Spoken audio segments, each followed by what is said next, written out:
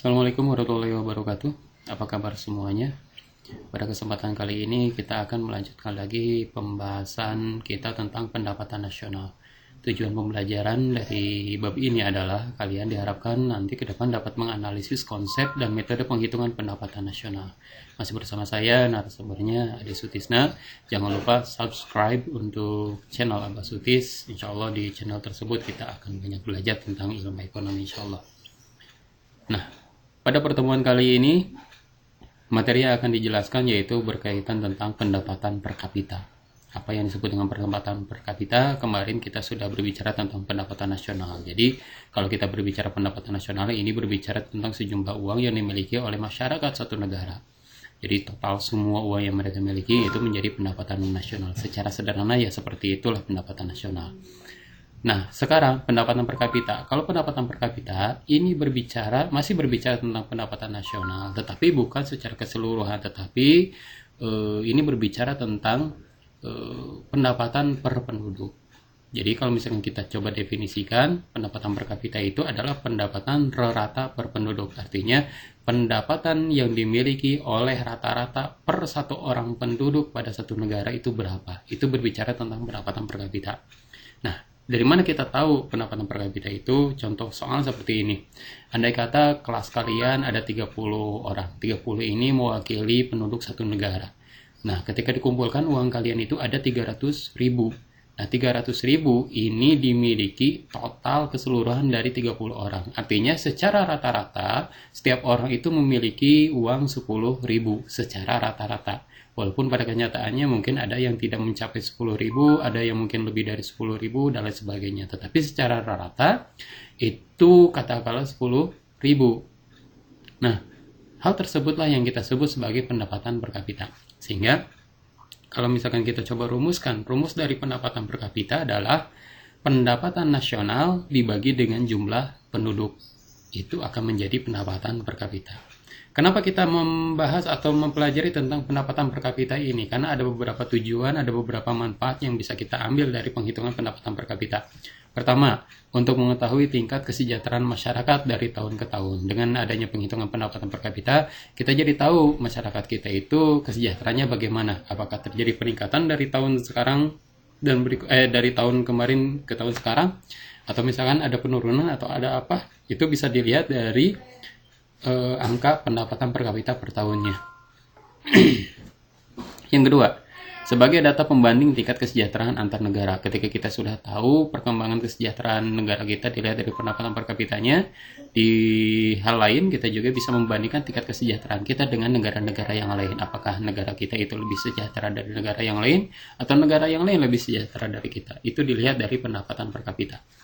Yang ketiga, sebagai pembanding tingkat standar hidup satu negara dengan negara yang lain. Nah, ketika kita tahu tingkat kesejahteraan masing-masing negara, kita juga jadi mengetahui taraf atau tingkat standar hidup di negara tersebut dengan negara kita mana yang lebih baik. Kalau misalkan pendapatan per kapitanya kita tinggi dibanding negara yang lain, artinya taraf hidup kita kan lebih jauh lebih baik dibanding negara yang lain. Kenapa? Karena per orang penduduknya itu mendapatkan penghasilan atau pendapatan lebih tinggi dari penduduk negara yang lain. Maka standar hidupnya juga akan bertambah atau meningkat. Yang keempat, sebagai sumber data pemerintah dalam mengambil kebijakan di bidang ekonomi. Nah, ketika kita tahu standar hidup masyarakat kita seperti apa, tingkat kesejahteraan masyarakat kita seperti apa, data tersebut itu bisa digunakan oleh pemerintah dalam mengambil kebijakan atau keputusan di bidang ekonomi. Kira-kira perekonomian kita akan ditingkatkan kembali pembangunannya, atau misalkan seperti apa, atau misalkan kalau misalkan pendapatan per kapitanya rendah, berarti pemerintah harus memikirkan bagaimana caranya supaya pendapatan per kapita ini di tahun depan itu bisa bertambah.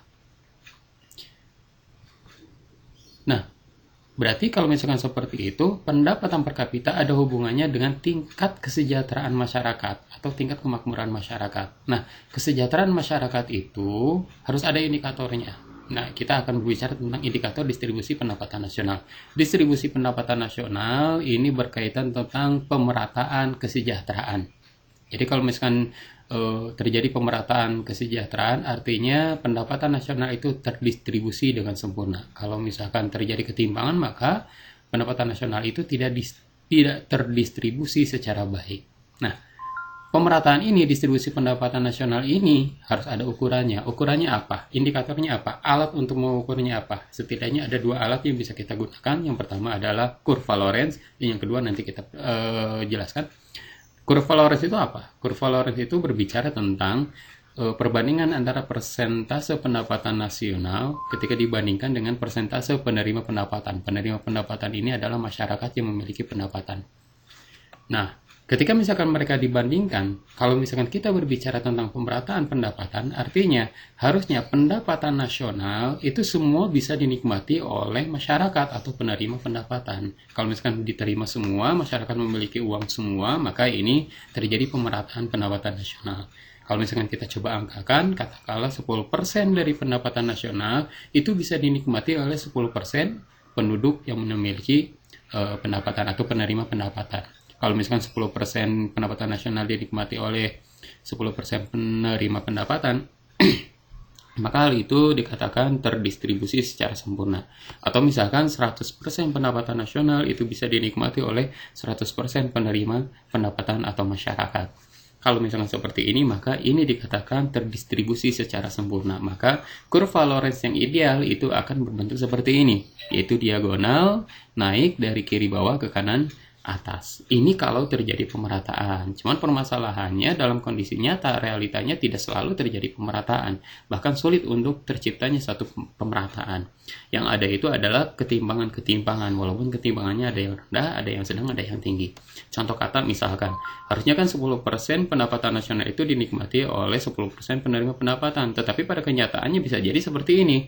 10% pendapatan nasional itu dinikmati oleh 20% masyarakat penerima pendapatan, sehingga terjadi ketimpangan. Atau misalkan 50% pendapatan nasional, harusnya kan 50% penduduk yang menikmatinya, tetapi ternyata ini dinikmati oleh 75% penduduk penerima pendapatan. Artinya terjadi ketimpangan, sehingga bentuk kurva Lorenz-nya tidak akan lurus diagonal seperti yang tergambar ini. Yang terjadi adalah akan berbentuk seperti ini. Nah, akan melengkung seperti ini menunjukkan terjadi ketimpangan atau ketidakidealan distribusi pendapatan nasional. Atau secara sederhana, pendapatan nasional tidak terdistribusi secara sempurna. Nah, dari garis yang horizontal, garis yang lurus, diagonal, kepada garis yang melengkung itu berarti terjadi gap. Gap inilah yang menjadi ketimpangan pendapatan nasional. Ketika dihitung pasti ada sejumlah angka yang terhitung. Nah, angka inilah yang kita sebut sebagai koefisien Gini. Koefisien Gini ini untuk menunjukkan tingkat pemerataan distribusi pendapatan nasional atau untuk mengukur tingkat ketimpangan yang terjadi ketika garis ideal dihadapkan dengan garis yang tidak ideal, garis realita yang tidak ideal. Nah, koefisiennya ini bisa berbagai macam angka. Angkanya bisa 0,3, bisa 0,4, bisa dan lain sebagainya. Angka-angka ini menunjukkan tingkat ketimpangan. Jadi koefisien Gini itu bisa kurang dari 0,3. Nah, kalau misalkan nanti koefisien Gininya 0,3, maka ini artinya dalam perekonomian tersebut terjadi ketimpangan dalam skala atau dalam tingkat rendah. Artinya ketimpangannya tidak terlalu tinggi, dalam artian ya katakanlah ini masih dalam status yang wajar-wajar saja. Jadi kecil gapnya antara garis yang horizontal lurus dengan garis yang melengkung. Nah, ada kemungkinan juga nilainya antara 0,3 sampai 0,5. Nah, kalau misalkan 0,3 sampai 0,5 angka yang diperoleh, maka ini menunjukkan bahwa ketimpangan kesejahteraannya itu sedang. Artinya ya masih dalam tahap normal, tapi tetap harus diwaspadai. Atau misalkan nanti ada kemungkinan juga lebih dari 0,5. Nah, kalau misalkan 0,5 lebih dari 0,5 ini berarti terjadi ketimpangan yang tinggi. Artinya apa? Artinya sebagian kecil pendapatan nasional itu dinikmati oleh sebagian besar penerima pendapatan atau masyarakat penerima pendapatan. Contoh misalkan 10% pendapatan nasional itu bisa dinikmati oleh 80% penduduk kita, sedangkan yang katakanlah 90% itu hanya dinikmati oleh ya sebagian kecil masyarakat, katakanlah masyarakat orang-orang kaya, sehingga ketimpangannya tinggi, yang kaya makin kaya, yang miskin makin miskin. Nah, itu mengukur tingkat distribusi pendapatan nasional dengan menggunakan kurva Lorenz. Selain menggunakan kurva Lorenz, kita juga bisa menggunakan klasifikasi negara berdasarkan pendapatan per kapita versi Bank Dunia. Nah, menurut Bank Dunia ada beberapa. Satu negara itu dikategorikan sebagai low income atau pendapatan rendah jika pendapatan per kapita atau pendapatan per penduduknya rata-rata itu kurang dari atau sama dengan 1045 dolar. Jadi kalau misalkan kita memiliki uang atau pendapatan per kapita orang Indonesia itu katakanlah sama dengan 1045 dolar atau misalkan kurang, berarti kita itu dikategorikan sebagai negara dengan pendapatan rendah. Atau misalkan nanti antara 1046 dolar sampai 4125 dolar. Kalau misalkan di antara ini, maka kita dikategorikan sebagai negara yang lower middle income atau misalkan pendapatan menengah bawah. Artinya kita sudah mulai agak menaik dikit, tidak terlalu mengkhawatirkan, tetapi ya tetap saja yang namanya lower itu masih di bawah.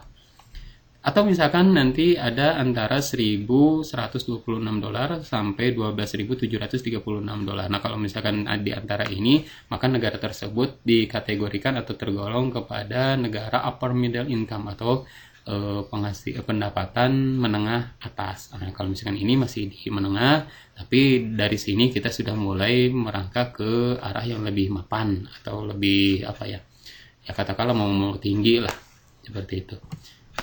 Nah, yang terakhir, kalau misalkan penghasilan pendapatan per kapitanya itu lebih besar atau sama dengan 12.736 dolar, maka negara tersebut dikategorikan sebagai high income atau misalkan penghasilan tinggi. Biasanya ini adalah di negara-negara maju, ya katakanlah seperti Amerika dan lain sebagainya. Yang dikategorikan negara maju itu biasanya dikategorikan sebagai high income. Nah, ini adalah beberapa indikator mengukur tingkat distribusi atau pemerataan pendapatan nasional kaitannya dengan pendapatan per kapita. Demikian, mudah-mudahan bisa dipahami. Mohon maaf atas segala kekurangan. Assalamualaikum warahmatullahi wabarakatuh.